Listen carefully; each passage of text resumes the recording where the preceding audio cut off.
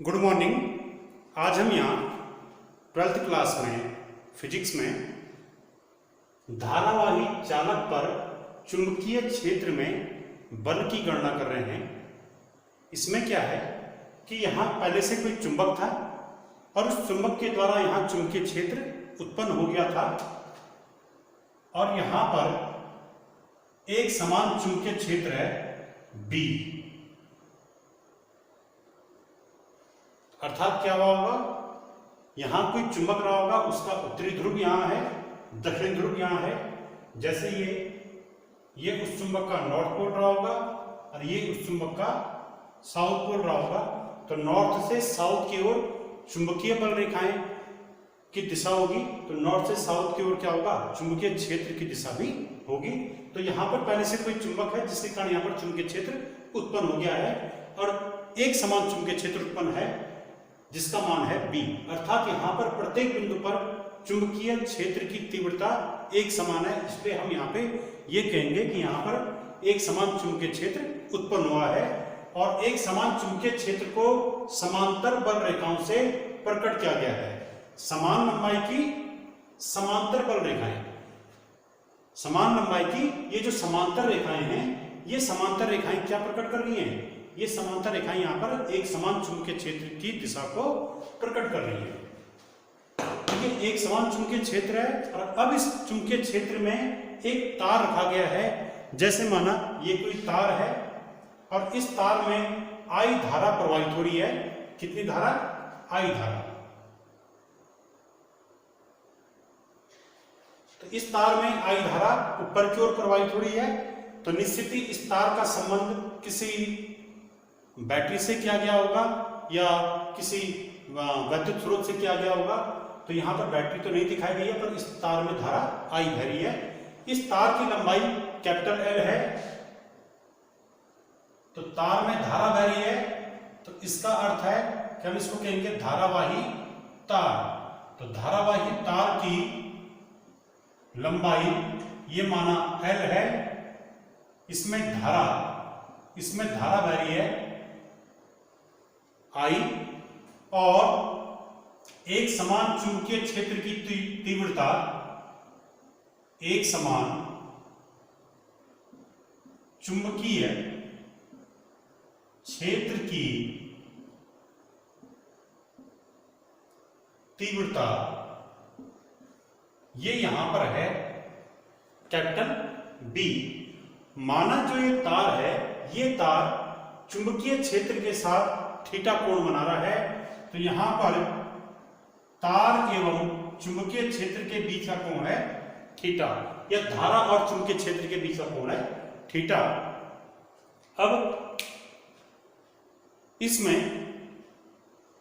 हम जानते हैं, क्योंकि ये धारावाही तार है यानी धारावाही चालक है, और धारावाही चालक में जो धारा बह रही होगी, ये धातु का तार है, तो इस धातु के तार में जो धारा बह रही होगी ये मुक्त इलेक्ट्रॉनों के प्रवाह के कारण बह रही होगी। तो अर्थात इसमें मुक्त इलेक्ट्रॉन गतिमान होंगे। तो यहां पर क्या हो गया, यहां पर इस तार में मुक्त इलेक्ट्रॉन गतिमान है, तो हम ये कह सकते हैं कि मुक्त इलेक्ट्रॉन या इलेक्ट्रॉन ये चुंबकीय क्षेत्र में गतिमान है। तो इलेक्ट्रॉन आवेशित कण है, तो इसमें आवेशित कण चुंबकीय क्षेत्र में गतिमान होने के कारण क्या होगा, ये चुंबकीय क्षेत्र आवेशित कणों पर एक बल लगाएगा। उस बल को हम लॉरेंज बल कहते हैं। ये हमने पिछले टॉपिक में पढ़ा था कि जब कोई आवेशित कण चुंबकीय क्षेत्र में गति करता है तो उस पर चुंबकीय क्षेत्र एक बल लगाता है जिसे लॉरेंज बल कहते हैं, और उस बल का मान होता है F बराबर QVB sin थीटा। ऐसे ही यहां भी होगा, इस तार में धारा बह रही है, तो इसमें आवेशित कण अर्थात मुक्त इलेक्ट्रॉन गति कर रहा है, तो वो मुक्त इलेक्ट्रॉन आवेशित कण चुंबकीय क्षेत्र में गतिमान होने के कारण ये चुंबकीय क्षेत्र उस मुक्त इलेक्ट्रॉन पे बल लगाएगा, जिसका मान हम F बराबर QVB sin थीटा से देंगे।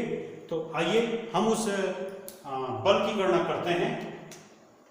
तो इस तार में लंबाई है, इस तार की लंबाई L, इसके अनुप्रस्थ काट का क्षेत्रफल, इसके अनुप्रस्थ काट का क्षेत्रफल, तार के अनुप्रस्थ काट का क्षेत्रफल है कैपिटल A। तो इस तार का आयतन क्या हो गया, तार का आयतन, तार का आयतन हो जाएगा, लंबाई l है, अनुप्रस्थ काट का क्षेत्रफल a है, तो तार क्या होता है, बेलनाकार होता है, तो बेलनाकार तार का जो आयतन हो जाएगा वो हो जाएगा a इंटू स्मॉल l, ठीक है, अनुप्रस्थ काट का क्षेत्रफल इंटू लंबाई। अब जो है यहाँ पे एक चीज और मानेंगे, इस तार में मुक्त इलेक्ट्रॉन बह रहे हैं। अब वो मुक्त इलेक्ट्रॉन कितने हैं उनकी संख्या हमको मालूम नहीं है, तो हम ये मानेंगे, माना इस तार में एकांक आयतन में स्मॉल n मुक्त इलेक्ट्रॉन है, एकांक आयतन में मुक्त इलेक्ट्रॉनों की संख्या, तो तार के एकांक आयतन में मुक्त इलेक्ट्रॉनों की संख्या, तार के एकांक आयतन में मुक्त इलेक्ट्रॉनों की संख्या, यह है स्मॉल n। तो जब एकांक आयतन में स्मॉल n मुक्त इलेक्ट्रॉन है तो इतने आयतन में कितने इलेक्ट्रॉन होंगे, यानी इस पूरे तार में, तो Al आयतन में मुक्त इलेक्ट्रॉन, तो Al आयतन में मुक्त इलेक्ट्रॉनों की संख्या, मुक्त इलेक्ट्रॉनों की संख्या, ये संख्या हो जाएगी एकांक आयतन में n इलेक्ट्रॉन, तो Al आयतन में कितने इलेक्ट्रॉन हो जाएंगे, NaL। तो ये हो गया तार के कुल आयतन में मुक्त इलेक्ट्रॉन कितने हो गए, n into a into l। अब जो है यहाँ पे हम जानते हैं, क्योंकि इसमें मुक्त इलेक्ट्रॉन गति कर रहे हैं, तो एक मुक्त इलेक्ट्रॉन पर चुंबकीय क्षेत्र के द्वारा कितना बल लगेगा, वो लॉरेंज बल के सूत्र से निकलेगा। तो एक इलेक्ट्रॉन का आवेश कितना होता है, स्मॉल e, तो यहां पर एक इलेक्ट्रॉन का आवेश निकालिए, एक इलेक्ट्रॉन का आवेश स्मॉल e आवेश वाले, स्मॉल e आवेश वाले प्रत्येक इलेक्ट्रॉन पर, प्रत्येक मुक्त इलेक्ट्रॉन पर, प्रत्येक मुक्त इलेक्ट्रॉन पर चुंबकीय क्षेत्र B के द्वारा लगने वाला बल, लगने वाला बल, क्योंकि चुंबकीय क्षेत्र यहां पर गतिमान आवेश पे बल लगाएगा, गतिमान आवेश कौन है, यहां मुक्त इलेक्ट्रॉन, तो प्रत्येक मुक्त इलेक्ट्रॉन पर चुंबकीय क्षेत्र B के द्वारा लगने वाला बल वो हो जाएगा Fm equal to QVB sine theta. Magnetic force बराबर क्या होगा, लॉरेंज फोर्स कहते हैं इसको, QVB साइन थीटा। Q मतलब आवेश, V मतलब वेग, B मतलब चुंबकीय क्षेत्र की तीव्रता, थीटा क्या है, तार, ये वेग और चुंबकीय क्षेत्र के बीच का कोण। तो धारा अगर ऊपर की ओर बह रही है तो यहां पर इलेक्ट्रॉन नीचे की ओर बह रहा होगा, इधर की ओर, तो यहां पर हम ये निकाल सकते हैं।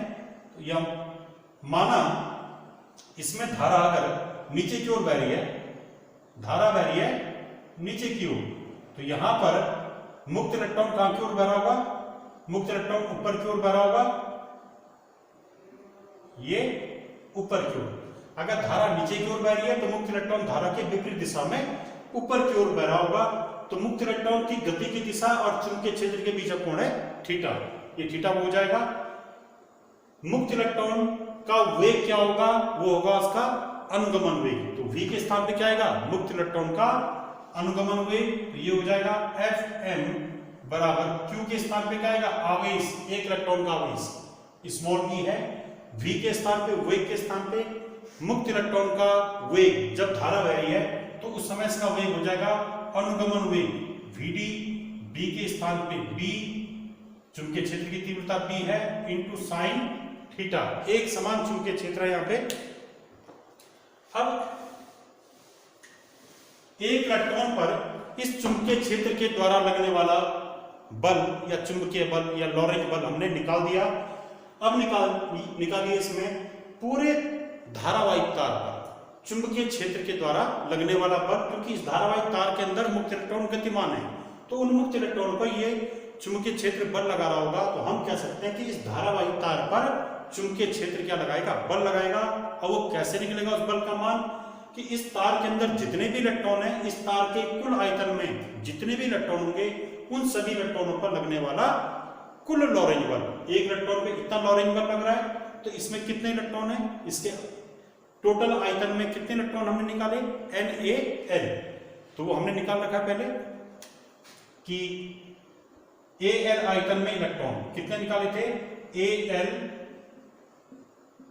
आयतन, इस तार का आयतन है Al, तो इतने आयतन में मुक्त इलेक्ट्रॉन, तो इस तार के कुल आयतन में मुक्त इलेक्ट्रॉन कितने थे, NaL। इसको हम समीकरण नंबर 1 मान चुके थे। ये समीकरण नंबर 2 हो गया कि एक इलेक्ट्रॉन पे लगने वाला बल, अतः इस धारावाही चालक पर लगने वाला कुल लॉरेंज बल। तो धारावाही चालक पर, इस धारावाही चालक पर चुंबकीय क्षेत्र में, चुंबकीय क्षेत्र B में लगने वाला बल, लगने वाला कुल बल, कुल बल या कुल चुंबकीय बल, तो वो कुल चुंबकीय बल वो निकल जाएगा किससे, F से।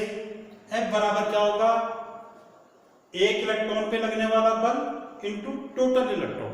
तो निकालिए, एक इलेक्ट्रॉन पर बल, एक मुक्त इलेक्ट्रॉन पर बल, ये इंटू इस तार में उपस्थित कुल मुक्त इलेक्ट्रॉन।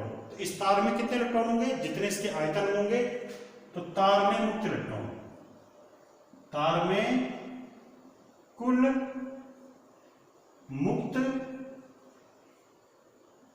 इलेक्ट्रॉनों की संख्या क्या आ जाएगा, एक मुक्त इलेक्ट्रॉन पे चुंबकीय बल गुणा दिया तार में उपस्थित कुल मुक्त इलेक्ट्रॉनों की संख्या। तो रखिए इस मान को यहां पे, ये हो जाएगा F इक्वल टू, एक मुक्त इलेक्ट्रॉन पे बल कहां से आएगा, समीकरण नंबर 2 से। यह है एक मुक्त इलेक्ट्रॉन पर बल, क्या, E VD into B into sine theta into तार में कुल मुक्त इलेक्ट्रॉन। तो तार में कितने मुक्त इलेक्ट्रॉन थे, वो यहां दे रखा है। तार का आयतन क्या है, Al, तो Al आयतन में कुल मुक्त इलेक्ट्रॉन कितने हैं, NaL, जहां N क्या है, एकांक आयतन में मुक्त इलेक्ट्रॉनों की संख्या, NaL। इससे मल्टीप्लाई कीजिए, अब इन दोनों को मल्टीप्लाई करके आ जाएगा टोटल फोर्स, ये कितना आएगा,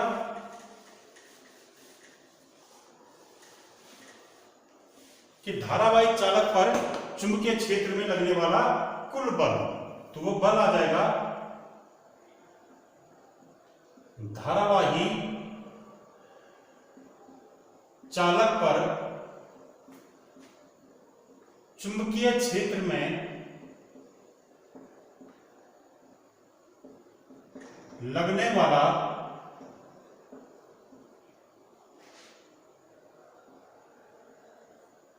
कुल बल, तो वो बल हो जाएगा F बराबर, देखिए कैसे, इसको जरा व्यवस्थित कीजिए, NeAVD, इसको एक साथ रखिए, NeAVD, NeAVD एक साथ रखिए, इनटू, अब क्या छोटा, E भी आ गया, V भी आ गया, N और A आ गया, ठीक है। अब क्या बचा, L into B into sine theta, इसको अलग से रखिए, L into B into sine theta. एक ब्रैकेट में क्या रखा, NaEVD, एक ब्रैकेट में रखा, LB साइन थीटा अलग से रखा। अब देखिए इसको, ये क्या हो जाएगा, F बराबर, ये क्या चीज है, NeAVD, ये है धारा का मान। हमने धारा का एक सूत्र पढ़ा था कि I बराबर NeAV था किस चीज का, विद्युत धारा और अनुगमन वेग के बीच का संबंध। वीडी क्या है, अनुगमन वेग, ड्रिफ्ट वेलोसिटी। तो अनुगमन वेग और धारा के बीच का संबंध क्या है, I बराबर N E A V D. तो N E A V D की जगह पे क्या रख देंगे, धारा I का मान। तो N E A V D यहां पर आया है, इसके स्थान पर रखिए धारा I और इनटू ये हो जाएगा एल बी साइन थीटा। तो ये हमारा सूत्र आ गया कि F बराबर I L B sine theta.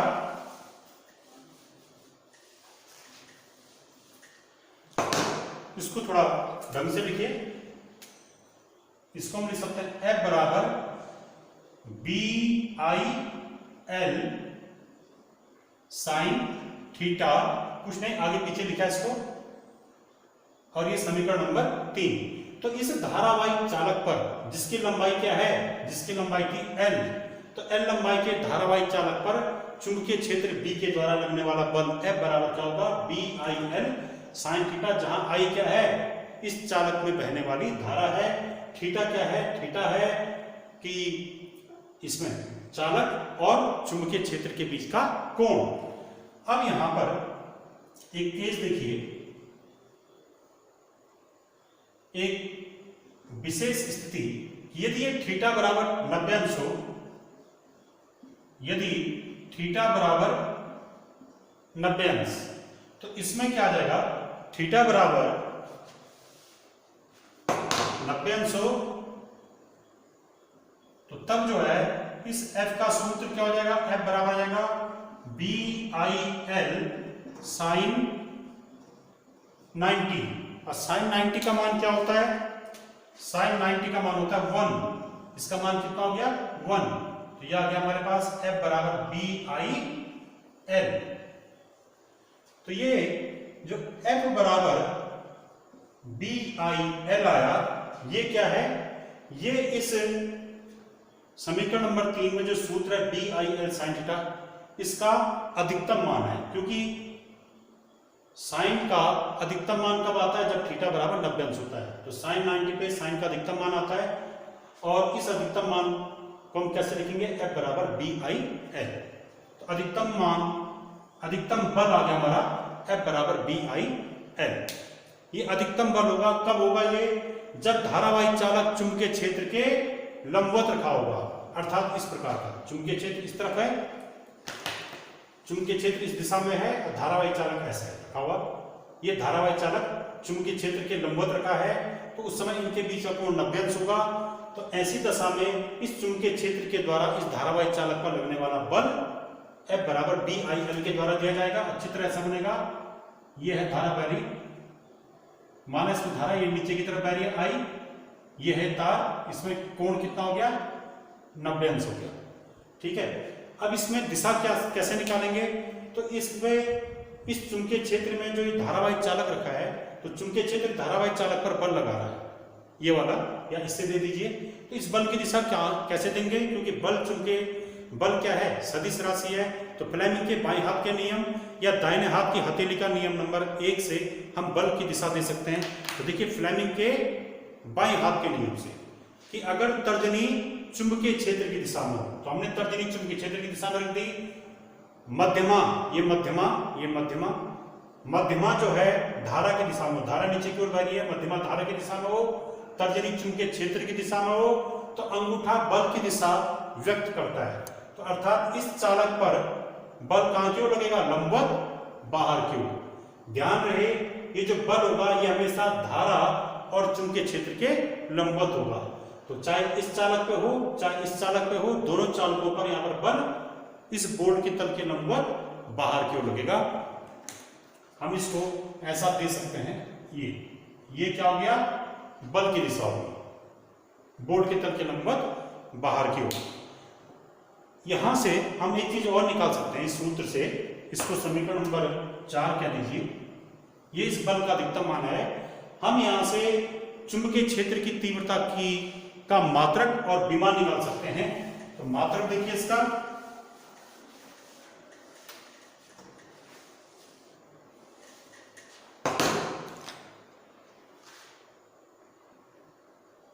F बराबर बी आई एल, ये समीकरण नंबर 4 आ गया।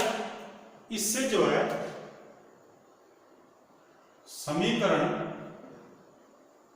4 से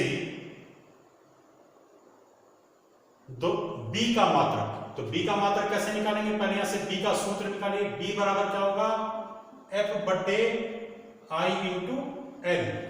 अब बी का मात्रक निकालिए इस सूत्र से, तो बी का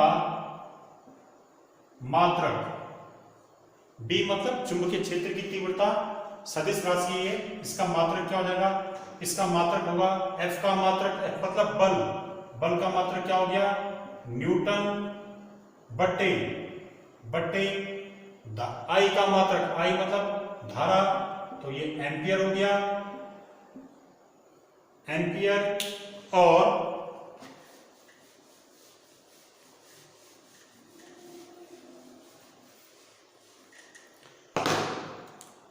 एफ का मात्रक क्या लिख दिया, न्यूटन बटे ये हो गया आई, धारा का मात्रक एंपियर, इनटू एल, एल मतलब लंबाई, तो लंबाई का मात्रक मीटर, तो न्यूटन प्रति एंपियर मीटर, ये जो है चुंबकीय क्षेत्र की तीव्रता का मात्रक हो गया, न्यूटन प्रति एंपियर मीटर।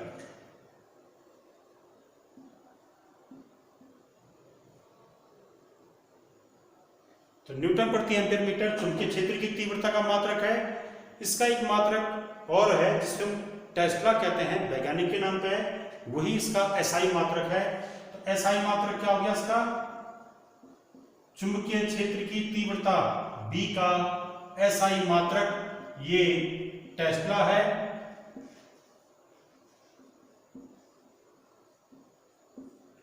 और टेस्ला और न्यूटन प्रति एम्पियर मीटर, ये दोनों चुंबकीय क्षेत्र की तीव्रता के मात्रक है। तो इसमें इनके बीच संबंध क्या है, तो इनके बीच संबंध है कि एक टेस्ला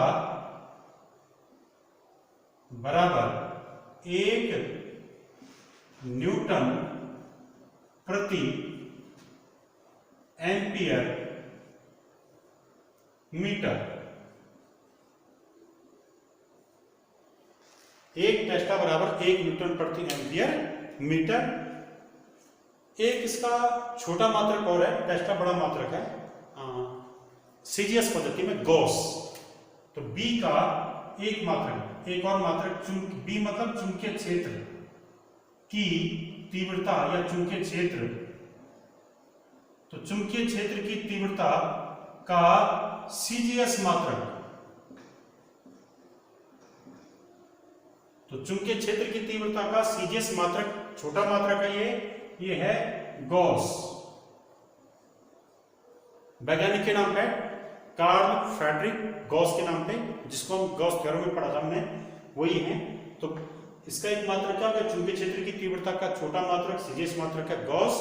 तो गॉस और टेस्ला के बीच क्या संबंध है कि एक टेस्ला बराबर होता है 10 की घात 4 गॉस, एक टेस्ला बराबर 10 की घात 4 गॉस, और एक गॉस बराबर, अगर एक गॉस का मान निकालें तो ये हो जाएगा, ये इधर आ जाएगा माइनस पावर में, तो 10 टू पावर -4 टेस्ला। एक गॉस बराबर 10 की घात 4 टेस्ला। अगर कभी न्यूमेरिकल में चुंबकीय क्षेत्र गॉस के रूप में देखा तो न्यूमेरिकल सॉल्व करते समय पहले इसको टेस्ला में कन्वर्ट करना पड़ेगा। कैसे कन्वर्ट करेंगे, गॉस वाली संख्या को 10 की घात 4 से गुणा कर दीजिए, वो टेस्ला बन जाएगा। यहां पर हम चुंबकीय क्षेत्र की तीव्रता जो है इसका मात्रक निकाल चुके हैं, इसकी विमा निकालिए, इसकी विमा। तो चुंबकीय क्षेत्र B की विमा, इसकी विमा क्या होगी, F की विमा, इस सूत्र से निकलेगा। F मतलब बल, बल की विमा क्या होती है, ml t की पावर -2, ये बल की विमा हो गई, बटे धारा, धारा की विमा होती है capital A into L, L मतलब लंबाई, लंबाई की विमा एल। तो इसकी विमा क्या आ गई, सॉल्व कीजिए इसको आगे, ये हो जाएगा एम, ए ऊपर ले जाइए, एल भी ऊपर ले जाइए इसको, तो एल की, एल से एल कैंसिल हो गया, दोनों जगह सेम पावर है, कैंसिल हो गया, ए ऊपर आ जाएगा, तो ये हो जाएगा एम टी की पावर -2 ए की पावर -1। तो ये क्या आ गया, ये चुंबकीय क्षेत्र की तीव्रता का यहां पे हमने यहां पे इसकी विमा निकाल दी। दोबारा चेक कर लीजिए इसको, बल की विमा क्या होती है एम एल टी की पावर -2, धारा की विमा ए, लंबाई की विमा एल, तो एल से एल कैंसिल हो गया, एम टी की पावर -2 ए की पावर -1, ये चुंबकीय क्षेत्र की तीव्रता की विमा होगी। और यहां पर चुंबकीय क्षेत्र की तीव्रता का हम परिभाषा भी दे सकते हैं इसकी, ये सूत्र कब आया था, F बराबर बी आई एल, ये सूत्र तब आया था जब चुंबकीय क्षेत्र B में कोई धारावाही तार लंबवत रखा गया था। ये ए बी धारावाही तार है, ये चुंबकीय क्षेत्र में लंबवत रखा गया था, कितने कोण पे, 90 अंश पे, ठीक है। एल क्या थी इसकी लंबाई, तो तब फॉर्मूला ये आता, तब इस चुंबकीय क्षेत्र के द्वारा लंबवत रखे गए धारावाही चालक पर लगने वाला बल F बराबर बी आई एल। तो यहां से B का फॉर्मूला इस सूत्र से ये बना। तो यदि हम क्या कर दें, यदि इस सूत्र में I बराबर 1 एम्पियर मान लीजिए, ये इस I यानी धारा का मान 1 एम्पियर हो, एवं लंबाई L ये 1 मीटर हो, लंबाई L 1 मीटर हो, और ये सूत्र कब आया था, जब यहां पर थीटा क्या था 90, थीटा बराबर 90। मेन फॉर्मूला क्या था, मेन फॉर्मूला था F बराबर B I L sine theta, उससे भी कह सकते हैं, उसमें थीटा बराबर 90 रखा तो ये आ गया था।